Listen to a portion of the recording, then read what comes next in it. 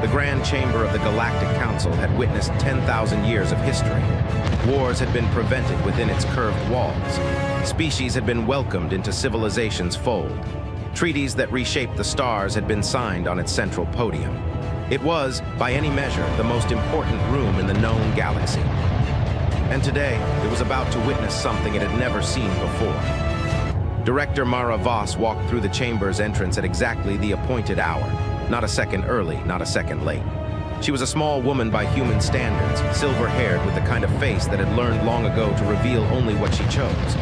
Behind her, the 17 members of the human delegation walked in perfect silence. No shuffling, no whispered conversations, no last-minute adjustments to prepared speeches. The other delegations noticed immediately. The Dominari ambassador, a towering reptilian being named Grathbell, leaned toward his aide and murmured something. His aide's eyes, all 6 of them, tracked the human delegation with open curiosity. The Veth counselors exchanged glances. Even the ancient Shral elder, a being who had attended council sessions for longer than humanity had possessed written language, lifted his ceremonial head covering to watch. Mara Voss walked to the central podium. She placed a single silver data chip on its surface. The sound it made, that small, precise click, echoed in a chamber that had gone completely, unnaturally quiet. Then she stepped back from the podium. She folded her hands in front of her, and she said nothing. 10 seconds passed. 20. Somewhere in the upper galleries, a junior aide from the Murin delegation accidentally knocked over a water vessel, and the sound made half the chamber flinch. Counselor Vane of the Veth, a sharp-minded diplomat who prided himself on reading every room he entered, felt something he hadn't experienced in 40 years of political life. He felt unnerved. Every negotiation he'd ever conducted had a shape to it, a rhythm. Someone spoke, someone responded. Positions were stated, countered, adjusted. That was how civilization worked. That was how intelligent species communicated.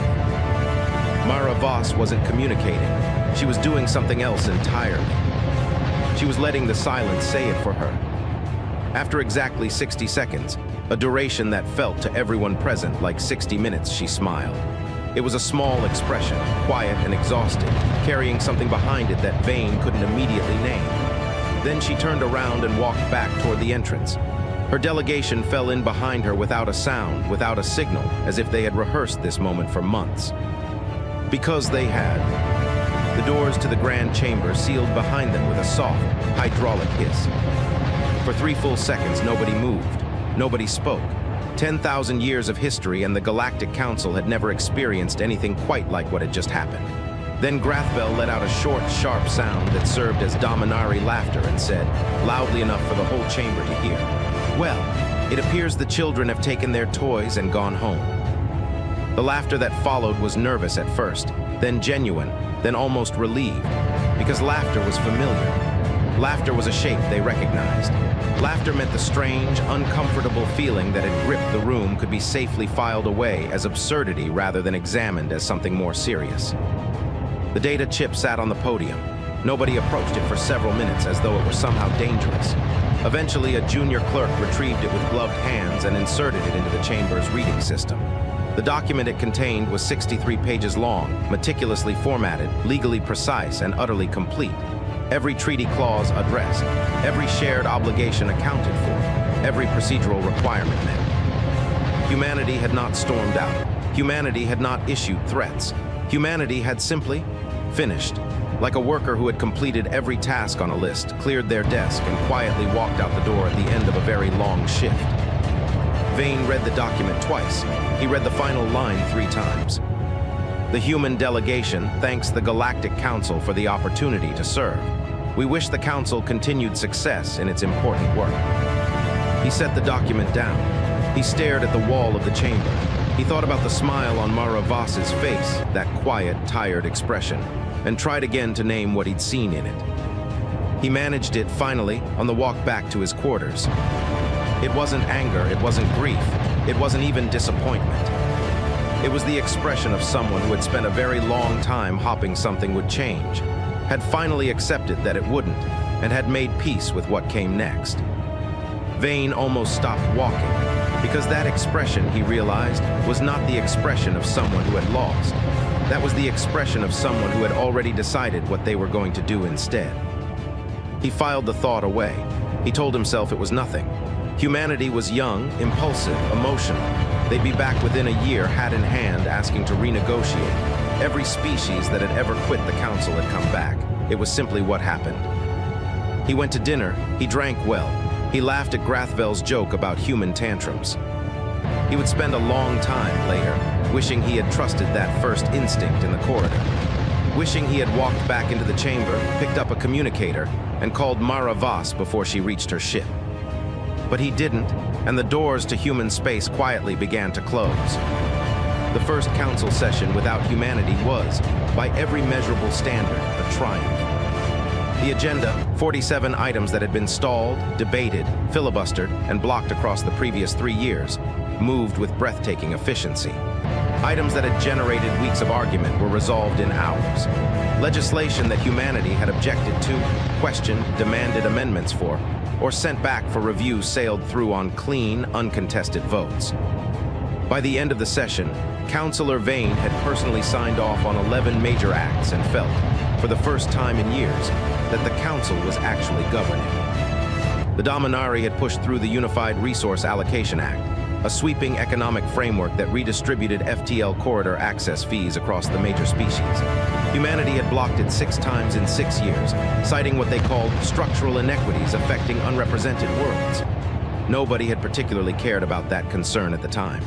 The act was profitable, it was popular among the powerful species, and the unrepresented worlds didn't have votes.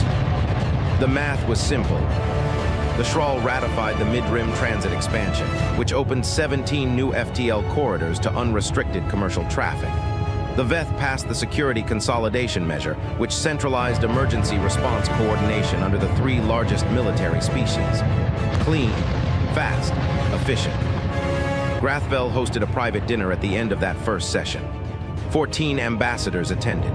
The food was expensive, the atmosphere celebratory, and the central toast, proposed by Grathvel himself, delivered with theatrical flair, was to decisive governance, unburdened by unnecessary complication. Everyone understood what unburdened meant. Everyone laughed. 3 tables away from that dinner, in a small, cluttered office in the Council's Economic Analysis Division, a junior Shral analyst named Thessaly was not laughing. She was staring at a spreadsheet that covered 3 monitors and a handheld tablet, and she was doing the thing her supervisor had twice told her to stop doing during off hours, which was running projections nobody had asked for. She had been assigned to assess the revenue impact of the mid-rim transit expansion on major corridor operators. That report was done, filed, approved. The numbers were excellent. But Thessaly had a habit, deeply ingrained from childhood, of asking one additional question after every answer she found. Her mother had called it a gift. Her supervisor called it inefficient. Thessaly called it not being able to sleep until she checked the other side of the equation. The other side of the equation, in this case, was what the expanded corridor access fees meant for the small worlds. The ones that used the mid-rim corridors not for profit, but for basic supply lines. Food, medicine, materials they couldn't produce locally. She ran the numbers 3 times because she didn't believe the first 2 results. At the current fee structure, worlds below a certain economic threshold would spend more on FTL access within 2 years than their entire annual trade revenue. They wouldn't be able to pay, and if they couldn't pay, the corridors would close to them. And if the corridors closed, the supply lines would break. She sat very still for a moment. Then she wrote it up 6 pages, clearly argued with appendices, and filed it through the standard reporting system at 11:40 at night. Her supervisor received it the next morning, read the first page, noted that it addressed species with no council voting rights, and marked it low priority. It joined a queue of 400 similar reports and sat there quietly, like a seed in winter soil, waiting for the right conditions to grow. In the council chamber, the second session was going just as smoothly as the first. Nobody mentioned humanity. Nobody checked in on human space. The assumption, comfortable, unanimous, unexamined, was that everything out there was the same as it had always been. It wasn't, but the council wouldn't know that yet. The silence from human space was being mistaken for absence. It was not absence. It was industry. It was purpose. It was 37 inhabited worlds and 400 stations full of human beings who had decided, collectively and quietly, that they had better things to do. and in the offices of Director Mara Voss, on a station called Harrow Point at the edge of human space, a woman who hadn't slept more than 5 hours a night in 3 years was finally, for the first time, sleeping deeply. She had a great deal of work ahead of her, but for now, just for now, she let herself rest. Outside her window, the stars burned cold and brilliant, indifferent to the council's celebrations. Among them, in directions no one on that council had thought to look, 31 small worlds were receiving messages. Quiet messages, personal ones. "We have something we'd like to share with you," the messages said. "No obligations, no fees, just neighbors looking out for neighbors." The first responses came back within hours. Every single one said yes. It started small. Everything that matters always does. The colony world of Veth-Sahar IV was a Dominari settlement, medium-sized, prosperous, known primarily for its mineral exports and its exceptionally bad weather.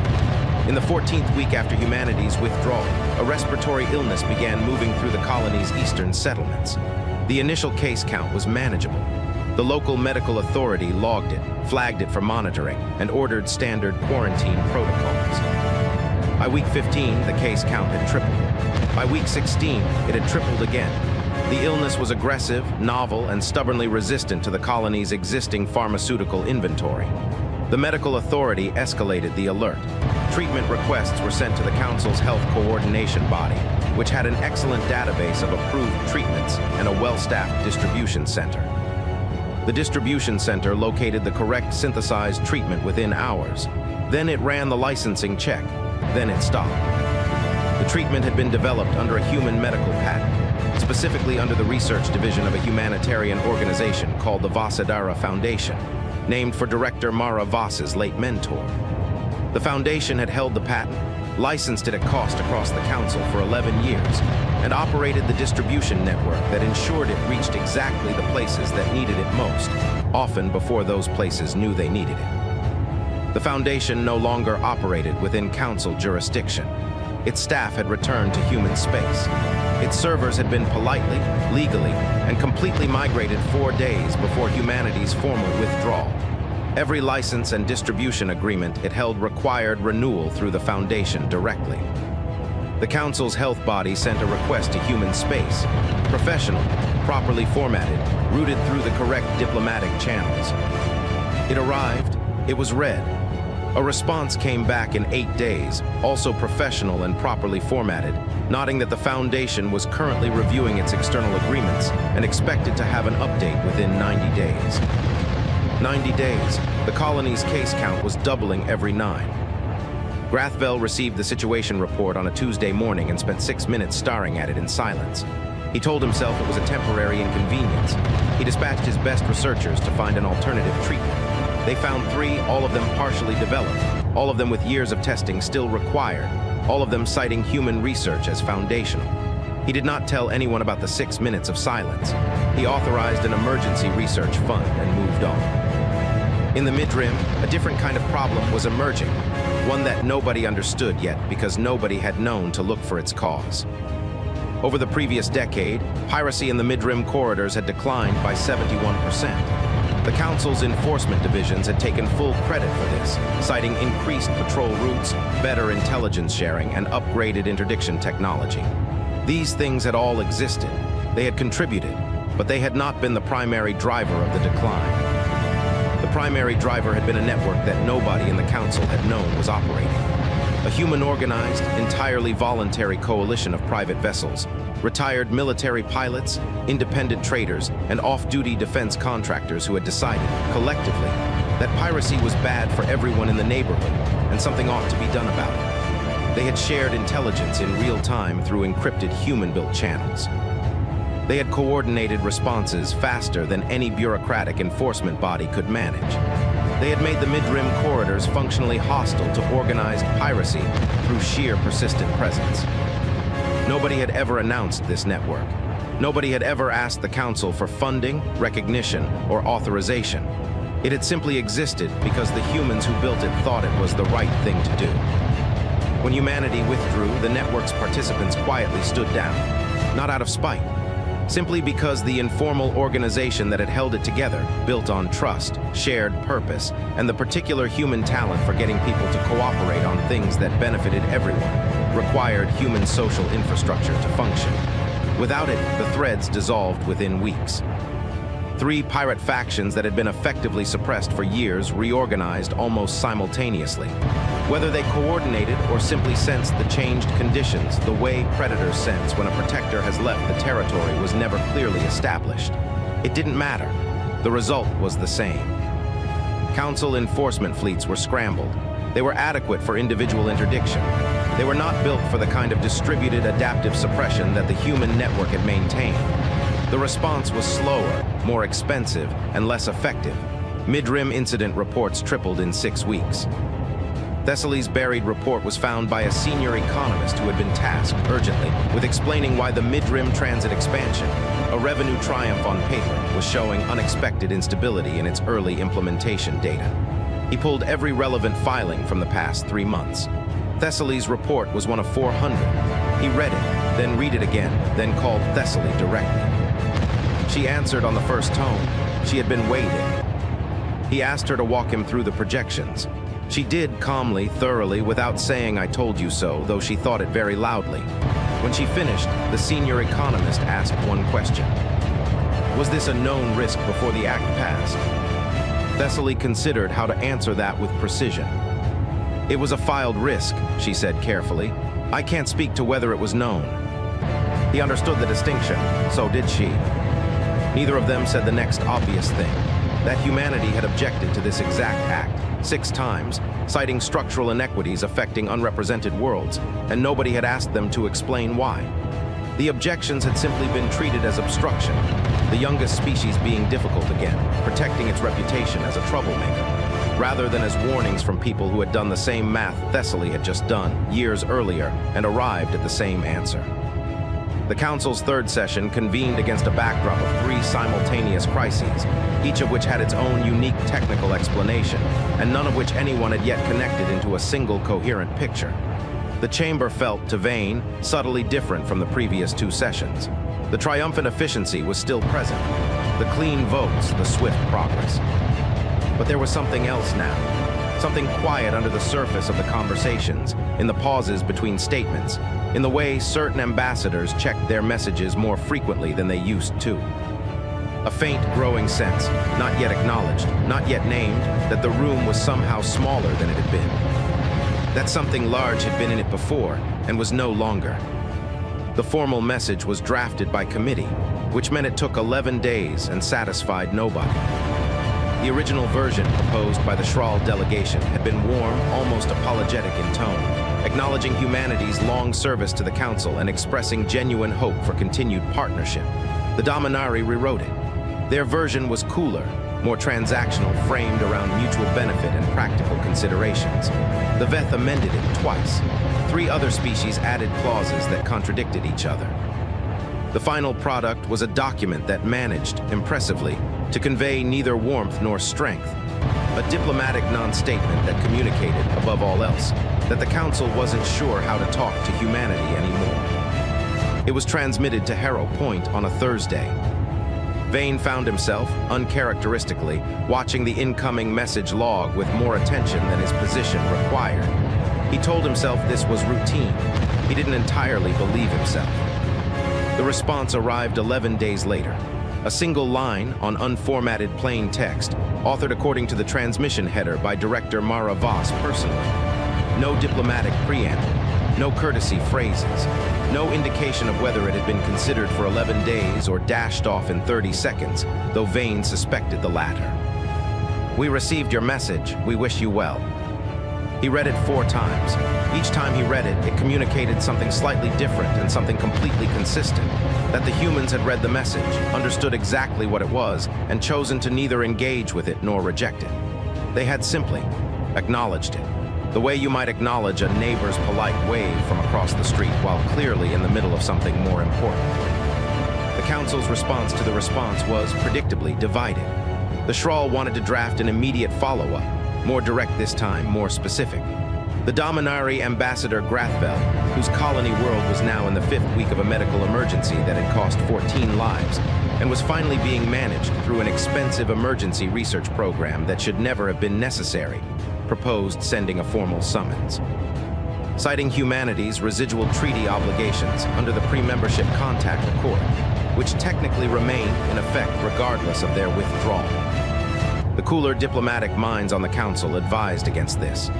The VET's senior legal analyst submitted a private memo noting that activating the pre-membership contact accord would be legally complex, politically aggressive, and strategically foolish, given that the humans had met every withdrawal obligation with meticulous precision, and would know immediately that the summons was a pressure tactic. It would signal desperation. The memo was noted. The summons was sent anyway. Grathvel had enough votes. It was transmitted to Harrow Point on a Tuesday. The council waited, then it waited more. The 30-day response window specified in the accord came and went.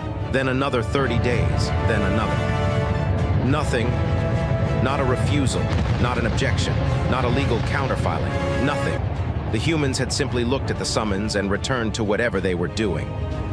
This, more than anything else that had happened in the 5 months since the withdrawal, unsettled people. A refusal could be argued with. Silence had no surface to push against. Vane authorized the scout ship on his own discretion, quietly, without bringing it to a full council vote.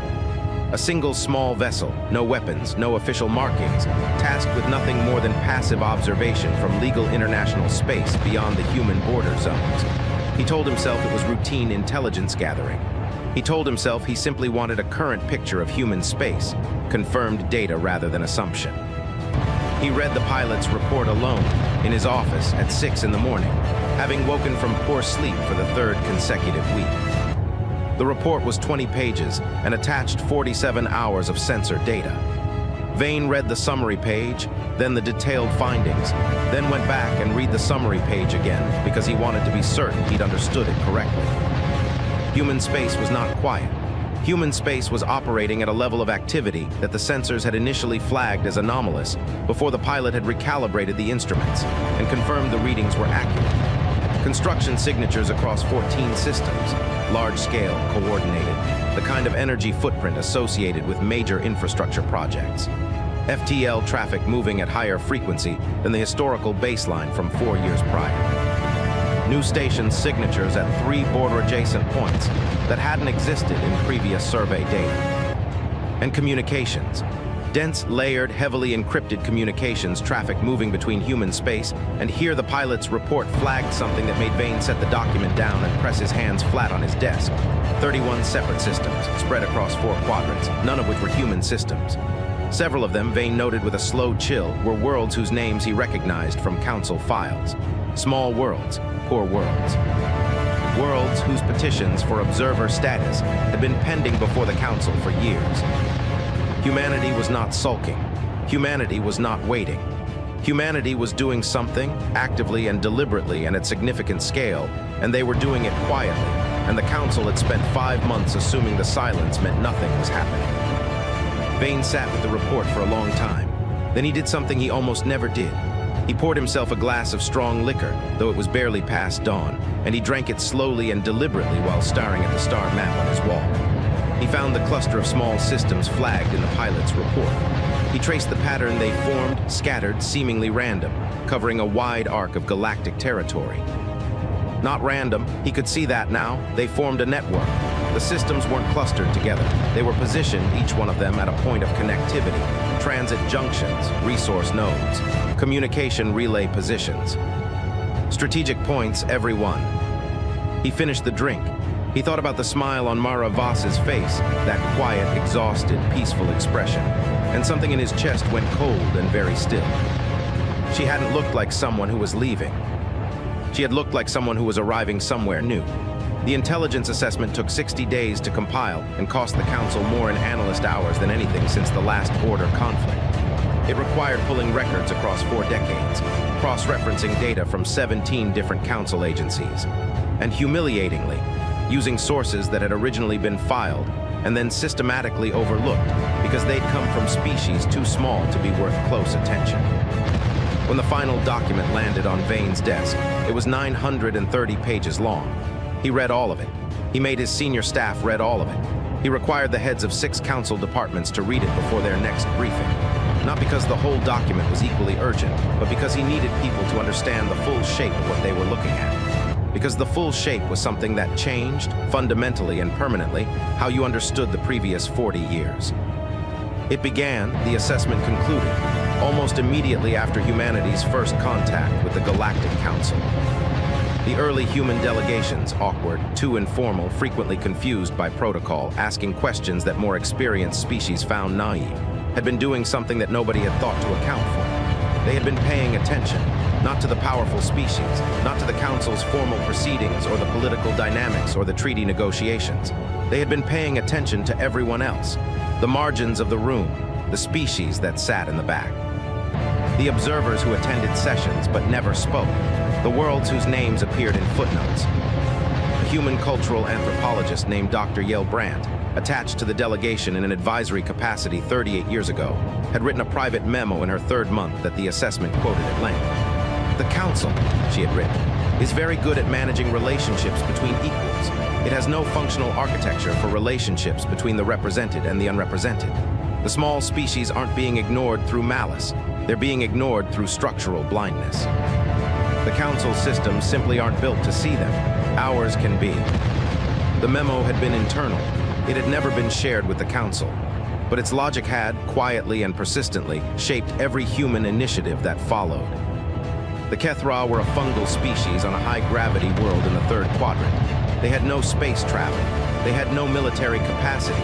They had no resources that the major species wanted. By every metric the Council used to assess relevance, they were invisible. A human xenobotanist visiting their world on a cultural exchange, the kind of low-priority, low-budget program that the Council considered pointlessly charitable, had noticed that their biological chemistry included compounds with significant pharmaceutical potential. She had spent 4 years, on her own time, working with Kethra scientists to develop those compounds into viable treatments. She had helped them patent the results under Kethra authorship. She had connected them with human distributors who sold the treatments across 17 systems and returned the revenue entirely to the Kethra.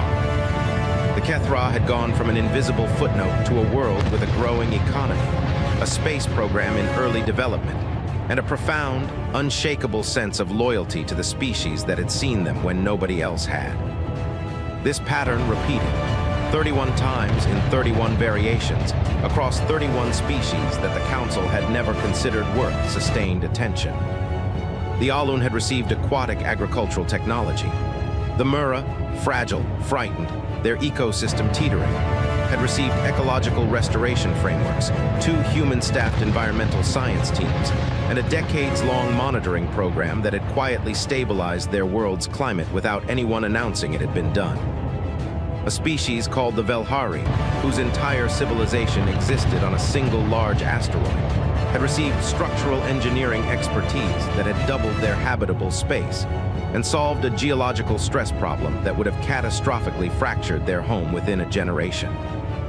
None of it had been announced. None of it had been submitted to the Council as evidence of human benevolence. None of it had been used as leverage. The assessment's authors had spent weeks searching for the trade agreements, the favorable terms, the political debts that should, by every standard model of galactic diplomacy, have accompanied assistance of this magnitude. They found nothing.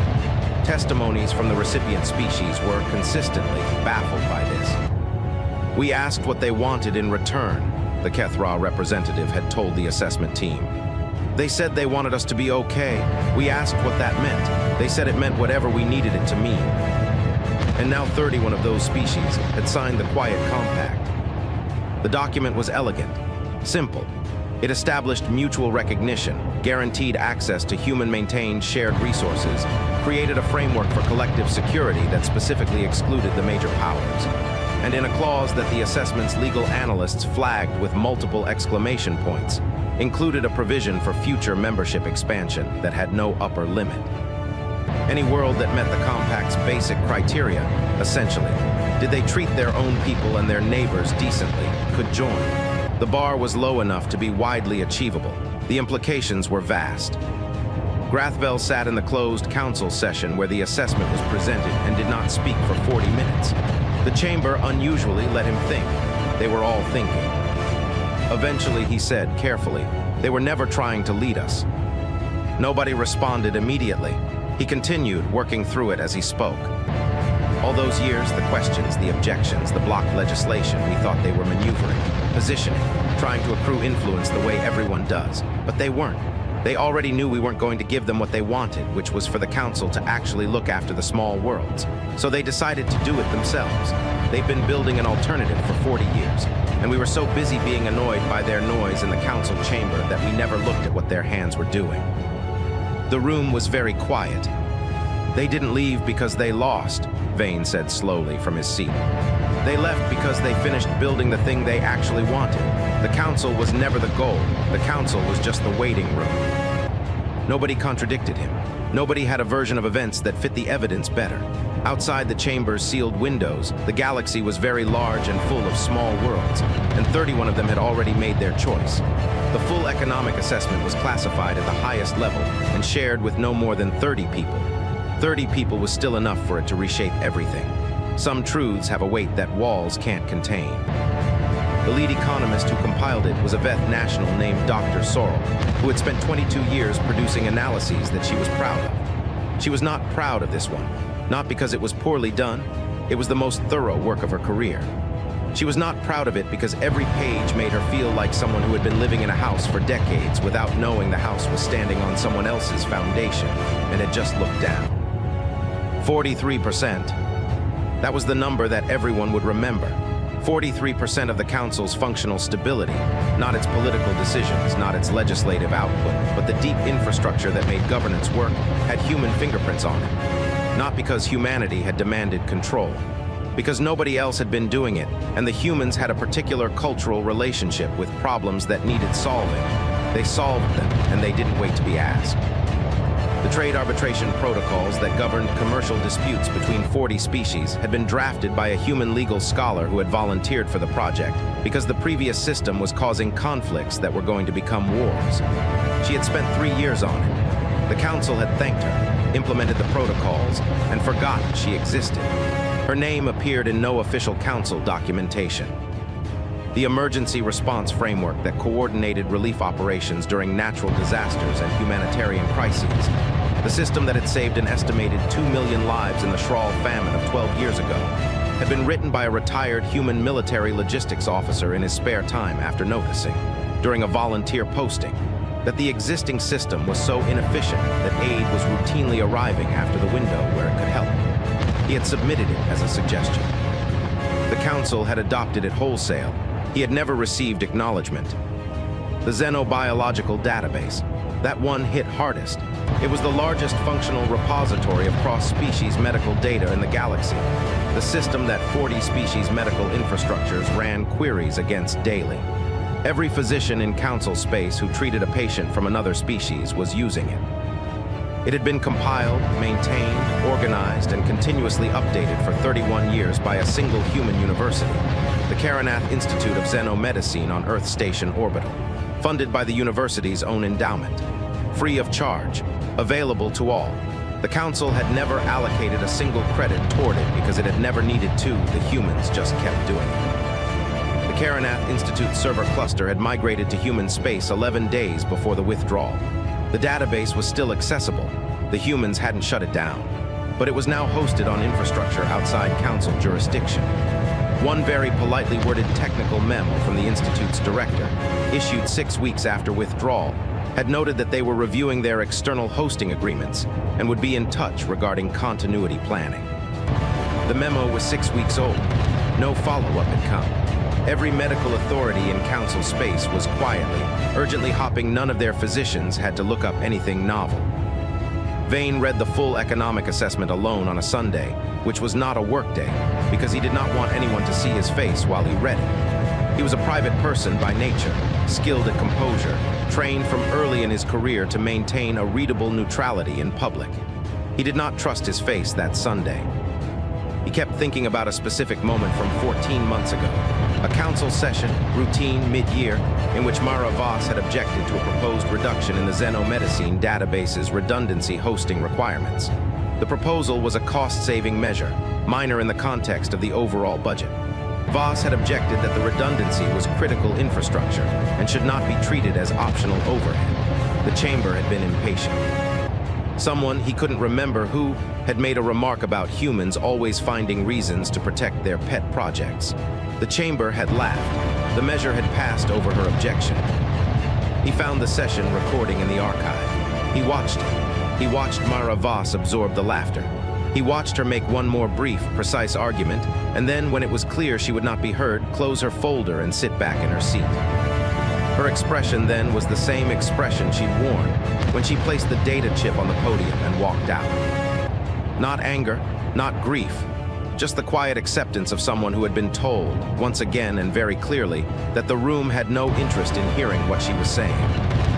He thought about how many times that had happened, across how many sessions, how many votes, how many meetings where human objections were filed in the category of difficult rather than right. He thought about the collective, unspoken agreement across the council that human persistence was a personality flaw rather than a signal, that their questions were complications rather than flags. He thought about Thessaly's report sitting in a queue for 6 weeks.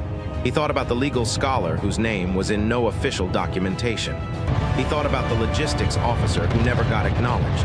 He thought about the Karanath Institute's 31 years of free, unrequested, uncelebrated work. He thought about what it must feel like to be very good at quietly holding things together for a very long time, while the room you were working for laughed at your methods and misread your motives and mistook your patience for weakness. He closed the assessment. He sat in the dark of his office for a while. Then he did something he had not done since early in his diplomatic career, when he was young enough to believe that honesty was the best tool in negotiation. He pulled up a personal communication terminal. He began composing a message, not an official council correspondence, not a formatted diplomatic communication. Something plain, something that said what it actually meant. He wrote it 4 times before he was satisfied. Then he marked it personal, not official, and sent it to a single address, Director Mara Voss, Harrow Point Station. He did not tell the council he had sent it. He wasn't ready to explain why. He wasn't sure he could explain yet what he was trying to do. He only knew that something had been badly wrong for a long time, and that he had been part of what was wrong, and that the correct first step, the one that every other instinct in his trained diplomatic brain was resisting, was to simply say so to the person he had failed to listen to. The message was short. It said, "Director Voss, I have been reading. I am sorry that it took me this long to understand what you were actually telling us. I don't expect this changes anything. I wanted to say it anyway." He sent it. He went home. He slept better than he had in months, though he couldn't fully explain why. Across the stars, in a quiet office on Harrow Point, a woman read his message at 2 in the morning. She read it twice. She set down her tea. She looked out the window at the stars for a long time. Then she went back to work. There was a great deal to do, but she filed the message carefully in a folder she kept separate from official correspondence. A folder she hadn't opened in many years because its contents required her to feel things she'd learned to set aside. The folder was labeled simply, "Worth Saving." Vane's personal message received no reply for 19 days. This was, he had decided, entirely fair. On the 20th day, a response arrived. It was 3 sentences long. "I received your message, Counselor. I appreciate its honesty. If you would like to speak in person, I am available at Harrow Point on the 14th of next month at a time of your choosing." No conditions, no preliminary agenda, no list of required acknowledgments before the meeting could proceed. Just an open door offered plainly with no indication of what waited behind it. He told no one he was going. That was the hardest part. Vane was not a person who acted outside institutional frameworks. Everything he had ever done in 40 years of diplomacy had been sanctioned, documented, committee approved, and filed in triplicate. Going to Harrow Point alone, on a personal transport, without informing the council, felt viscerally wrong in a way that had nothing to do with ethics and everything to do with habit. He went anyway. The transport was small and unremarkable. The journey took 4 days. He spent most of it reading not diplomatic files, but history. Specifically, the transcripts from humanity's first 20 years of council membership. 40 years of sessions he'd lived through but never looked at from this particular angle, from outside the room, so to speak. What he found, reading it that way, was a portrait of a species that had never stopped trying to communicate something the room had decided, collectively and without discussion, it wasn't interested in hearing. The pattern was consistent enough to be painful. Humans raised a concern. The concern was filed under typical human complication. The concern proved valid. The concern was addressed, often quietly, often drawing on human frameworks that were adopted without attribution, and then the cycle began again. Concern, dismissal, validation, adoption, repeat, for 40 years. He arrived at Herald Point in the early morning of the 14th. The station was larger than he'd expected, busier than the scout report had suggested was possible, and he noticed this immediately, with the fine-tuned social perception of a lifetime diplomat, remarkably well organized for a place that had been built outside any governing framework. There was an efficiency to its operation that felt cultural rather than institutional. People moved with purpose. Small courtesies were exchanged constantly in the corridors. A maintenance worker and a senior official passed each other, and the official stopped to ask about a repair that hadn't been on any visible agenda, by name, as if she'd remembered it herself. Director Voss met him in a room that was small, plain, and completely free of the ceremonial language that every significant meeting he'd ever attended had been draped in. 2 chairs, a low table, a window showing open space. Tea already poured because someone had noted his preference from some document or other and arranged for it without being asked. He recognized this too as something. Not a power play. The humans weren't trying to impress him. It was simply the expression of a culture that paid attention to small things, because paying attention to small things was how large things stayed intact. He began with the prepared language. He told himself he wouldn't, but old habits are structural, and it came out before he'd made a conscious choice. He talked about the Council's recognition of humanity's contributions, about the framework for re-engagement, about the mutual benefits of renewed partnership. He talked for nearly 4 minutes, which was brief by Council standards, and he was uncomfortably aware, slightly too long for the room. Mara Voss listened with the same quality of attention she'd brought to 40 years of Council sessions, complete, patient, giving nothing away. When he finished, she was quiet for a moment. Then she asked her question. It was not the question he'd prepared for. He had prepared for demands, for conditions, for a list of acknowledgments the Council would have to make before progress was possible. He had prepared for negotiation. Instead, she asked something he had no prepared answer to at all. What's changed, Counselor? Not what you're offering, what has actually changed. He opened his mouth. His trained diplomatic brain reached for language. It found nothing adequate because the question was specific and honest and could not be answered with the tools of his trade. The silence stretched. Voss waited. She was very good at waiting. He knew that now in a way he hadn't before. He thought about the full economic assessment. He thought about the legal scholar with no attribution. He thought about the message he'd written on a Sunday, alone in his office. He thought about the moment in the archive recording when she closed her folder and sat back. He put the diplomatic tools down. He had made a decision on the transport that he hadn't quite articulated until this moment. We didn't understand what you were doing, he said. The words came slowly, carefully, because they were real words, and real words require more precision than prepared ones. We saw complications where you were filing warnings. We heard obstruction where you were describing structure. We thought you were struggling to keep pace with how the Council worked, and you were actually trying to tell us how it didn't work. We didn't understand the weight of what you were quietly holding together because we had never needed to. And when it was gone, we had to map it from the absence. He paused, she waited. What's changed is that we know now what we didn't know then. I won't pretend that's sufficient, but it is, I believe, the true answer to your question. She looked at him for a long time. The quality of her attention shifted very slightly in some way that was difficult to quantify. Not warmth, exactly. Something more considered than warmth. A reassessment. We know, she said finally. That was always the problem. 31 species that the Council couldn't see were perfectly visible from where we were standing. The question was never whether you'd eventually understand. It was whether you'd understand before or after it cost something you couldn't afford to lose. And which is it? He asked. She picked up her tea. She considered him. That depends considerably on what comes next. Humanity did not return to the Galactic Council.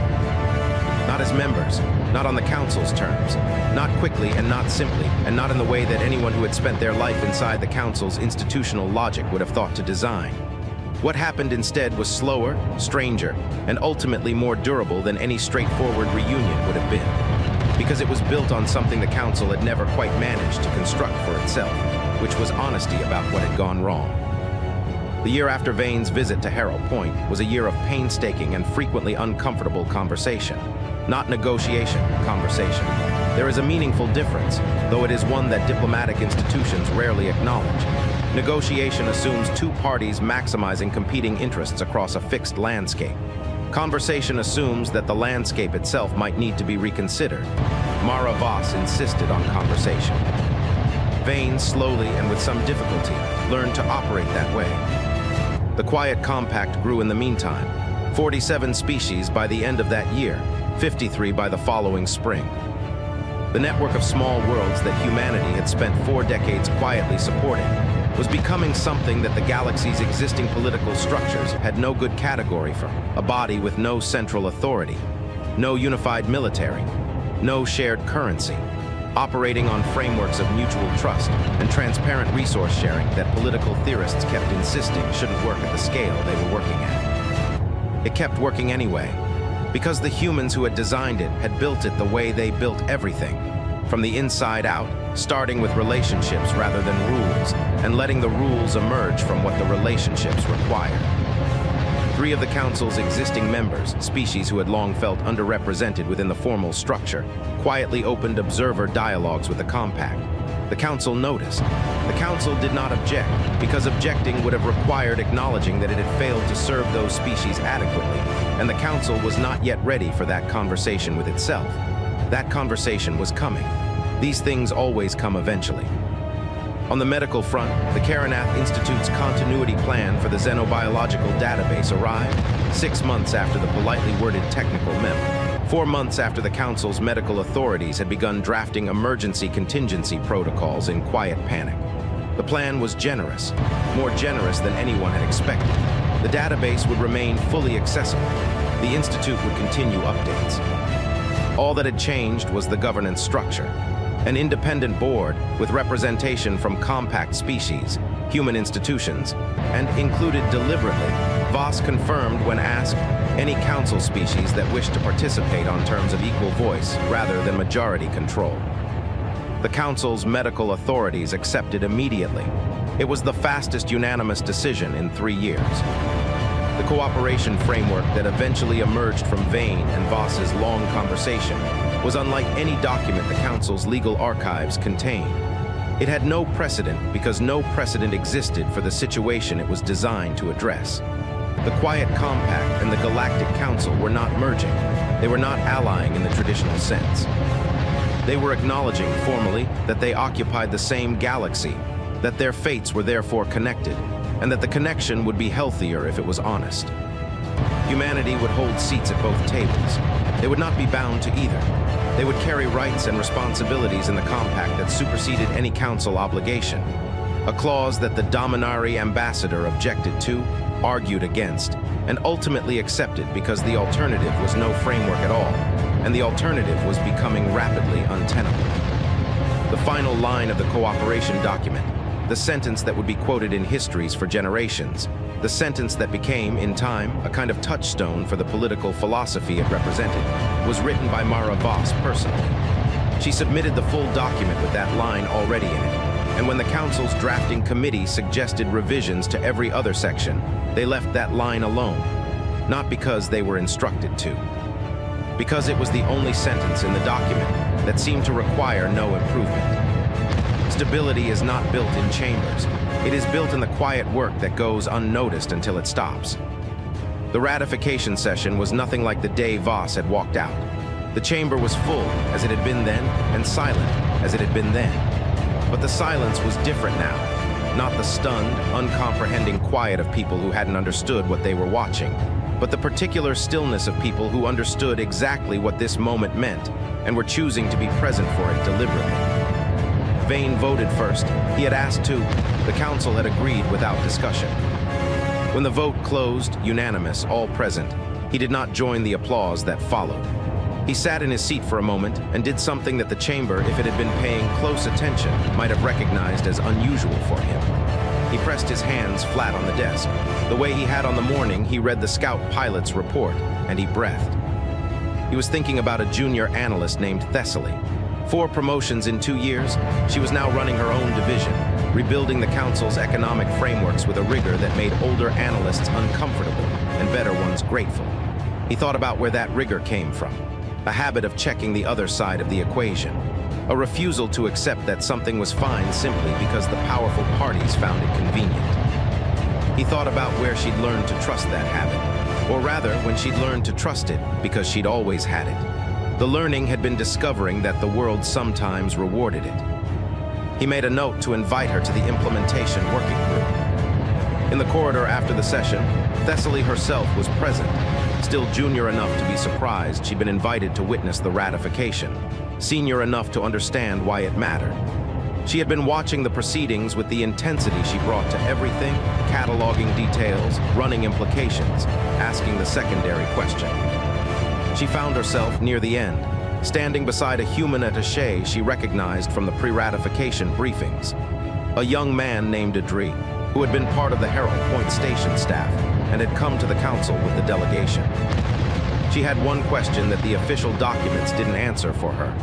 A small question, almost embarrassing in its simplicity, but she had learned to ask the simple questions because they usually contain the complicated answers. She asked it, why had humanity never made their contributions visible? All those decades of work, the database, the network, the ecological restorations, the trade frameworks. Why had they never used it as leverage? Why had they never made the council see what it was taking for granted? Adri thought about it. He was quiet for a few seconds in the way that indicated genuine thought rather than the performance of it. We weren't keeping score, he said.